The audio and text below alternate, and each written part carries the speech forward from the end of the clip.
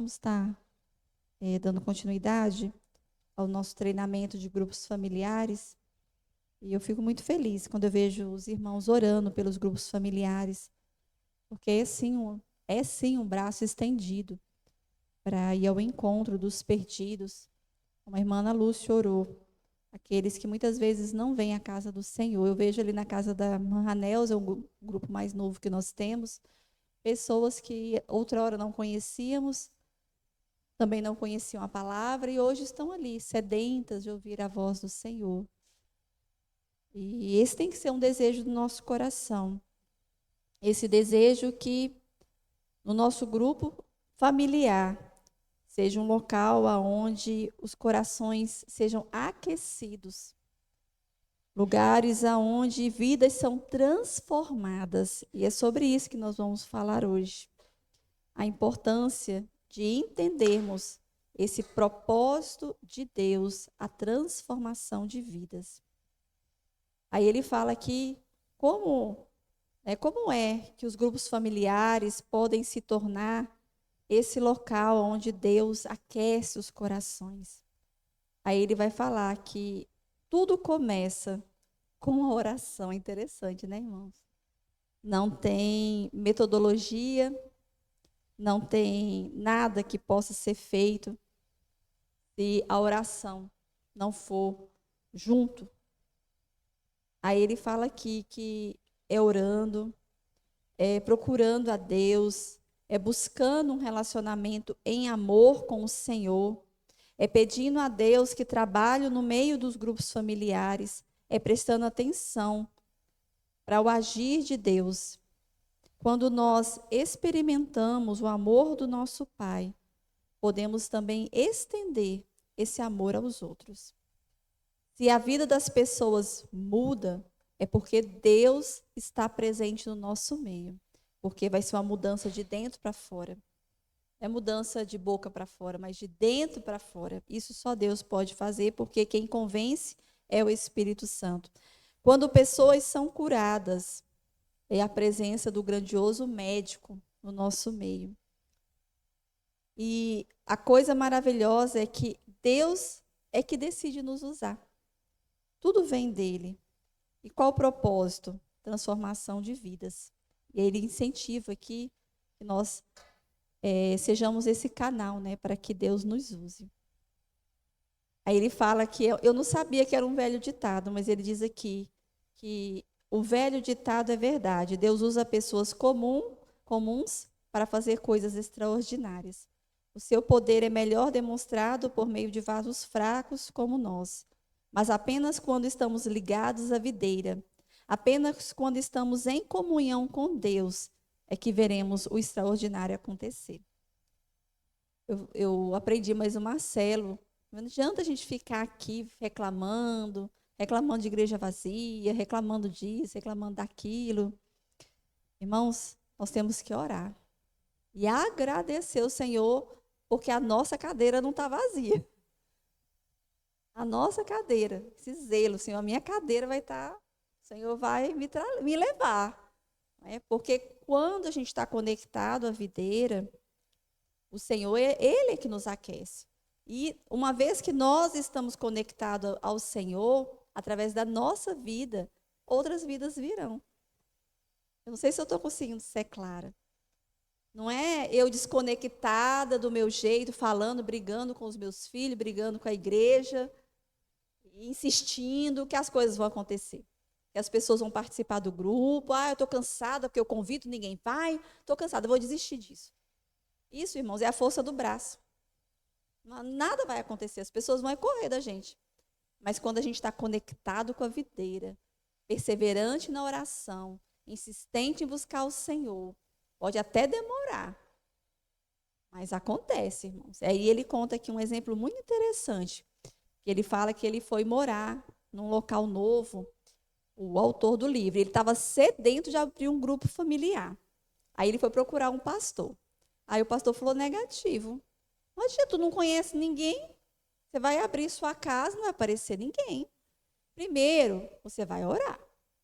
Depois, você vai conhecer as pessoas. Criar um relacionamento. Sabê-las pelo nome. e na hora certa, Deus vai abrir a sua casa. Aí ele ficou intrigado, ele falou, mas como assim? Está tudo contrário. Eu tenho que abrir minha casa, e depois eu vou conhecer as pessoas, e vou orar, enfim. Mas ele falou assim, não, eu obedeci. Mas ele não sabia se isso ia dar certo. Aí ele começou a orar, ele e a esposa, oferecendo a casa dele, pedindo a Deus para que ele conhecesse as pessoas daquele prédio que ele estava morando, que ele não conhecia ninguém.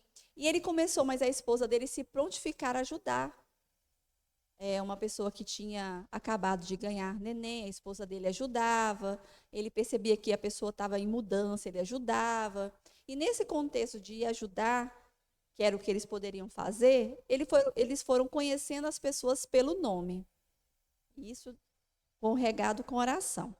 Aí diz eles que um dia o síndico procurou ele e falou assim, olha, eu sei que você conhece a Bíblia e tem uma pessoa aqui no prédio que está com algumas dúvidas.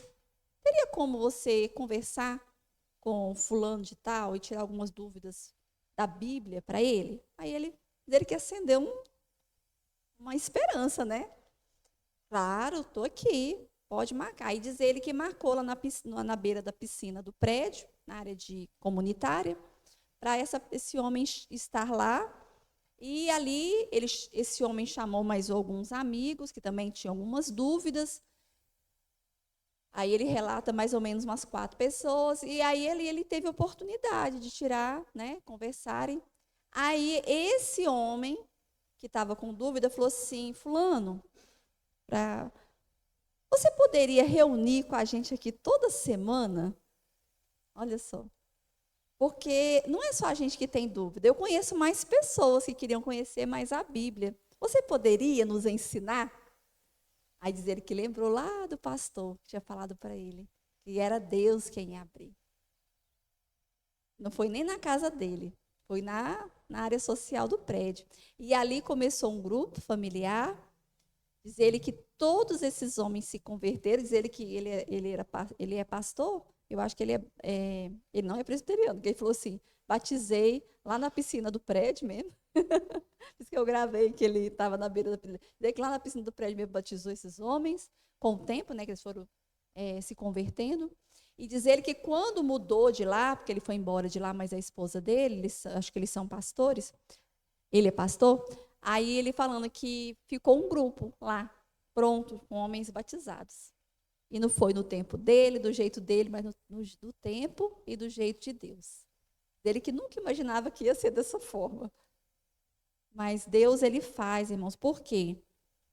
Porque ele buscava Deus em oração. Aí ele coloca aqui, líderes oram. Antes de começar a convidar pessoas para um grupo, eu começo a orar. Por mim, como líder, pelo grupo todo, pelas pessoas que serão convidadas. Eu oro pelas pessoas nome por nome, especialmente aquelas que ainda não conhecem o Evangelho. Peço que Deus comece a trabalhar nos seus corações.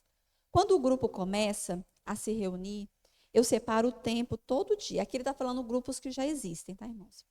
Eu separo o tempo todo dia para orar por todas essas pessoas que estão frequentando o grupo. Além disso, eu separo o tempo no dia para orar especialmente por 1 ou 2 pessoas desse grupo. Por exemplo, se tem 10 pessoas no grupo, eu escrevo o nome delas de 2 em 2. E a cada dia eu oro por 2. Eu considero minha responsabilidade como líder levá-las em oração ao meu Pai a cada dia. E eu incentivo elas a fazerem o mesmo. Aí ele fala que no grupo familiar, o líder deve conduzir o momento de oração dentro do grupo com sabedoria, com criatividade, mas também com exemplo. Aí ele fala, focalize os períodos de oração em necessidades e assuntos específicos e não de forma genérica. Aí ele até cita Tiago 5,16. Uma noite, ore somente por famílias, amigos do trabalho, use o tempo de oração para confessar pecados a Deus e também uns aos outros. Aí ele cita o Novo Testamento, né? Porque o Novo Testamento mostra uma igreja que estava totalmente envolvida em oração. E aí ele cita até um exemplo aqui para nós interessante que ele fazia, né? Que a gente pode até fazer, a gente não faz ainda. Ele fala que ele pegou um pedaço de papel, tipo um cartão, e pediu para aquela pessoa colocar o nome dela, para que todos conhecessem o nome dela, e atrás o pedido de oração dela. Tipo como se fosse uma folhinha assim, né? Um lado o nome e o outro lado os pedidos de oração. E aí ele, tipo que sorteou lá para cada um pegar um, né? Entre eles. E aí aquela pessoa, vamos supor, eu peguei o meu. Aí está aqui, né? Missionária, Socorro e Família. E o que a missionária está precisando. Ela colocou aqui, né? As necessidades dela. E aí esse papel, eu, Luciana, vou ficar responsável de orar durante a semana. Aí cada semana, como se fosse um amigo de oração. Né? Mas achei interessante porque tem as necessidades. Geralmente a gente põe só o nome, né? Aí ele colocou que colocar as necessidades. E ainda no Novo Testamento ele diz: é fascinante ver quanta oração é mencionado no livro de Atos. Os discípulos se reuniam constantemente para orar. Os judeus tinham um tempo de oração regular às 15 horas. Lucas descreveu a oração poderosa feita pelos seguidores de Jesus e relata que o lugar onde estavam reunidos tremeu. E os seguidores começaram a pregar a palavra de Deus com coragem. Paulo e Silas oraram e cantaram hinos a Deus na prisão. Aí ele cita também que a maior igreja do mundo, que fica em Seul, na Coreia do Sul, hoje com mais de 12 mil novos convertidos por mês, né, por ano. O primeiro livro que esse pastor David Chu escreveu foi sobre oração, o poder da oração. Ele escreveu Oração, a chave para o avivamento. Aí ele, vou para já encerrando, né?